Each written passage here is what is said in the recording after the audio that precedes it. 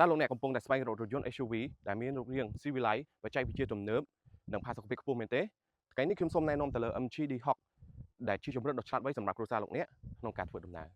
MG D-Hawk មកជាមួយនឹងរូបរាងបែបអនាគតកាលបាណារាងបែប Matrix រួមជាមួយនឹងចង្កៀង LED រាង Slim ដែលមើលទៅពិតជាទាក់ទាញនិងរឹងមាំបំផុតចូលមកដល់ផ្នែកខាងក្នុងអ្នកនឹងទទួលបានអារម្មណ៍ថាធំទូលាយកៅអីស្បែកមានផាសុកភាពអមដោយអេក្រង់កំសាន្តធំ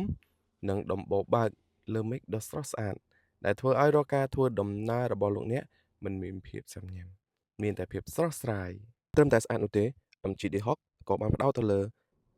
ការសុវត្ថិភាពខ្ពស់ជាមួយនឹងប្រព័ន្ធហ្វ្រាំងជំនួយនិងកាមេរ៉ាជំនួយនឹងការចូលចតដែលផ្ដល់ទំនុកចិត្តដល់អ្នកបើកបរគ្រប់កលៈទេសៈតាក់ទងមកឥឡូវនេះដើម្បីទទួលបានតម្លៃពិសេសជាពិសេសជាមួយនឹងសេវាកម្មបង់រំលោះកាន់តែងាយស្រួលជាងមុនទៀតផងដែរអ្នកទំនាក់ទំនងតាមលេខទូរស័ព្ទដែលមាននៅក្នុងវីដេអូនេះជួបជាមួយខ្ញុំបាទរធានៅក្នុង showroom រងចាំលោកអ្នកមកអញ្ជើញទៅក្រៃទាំងអស់គ្នាអរគុណ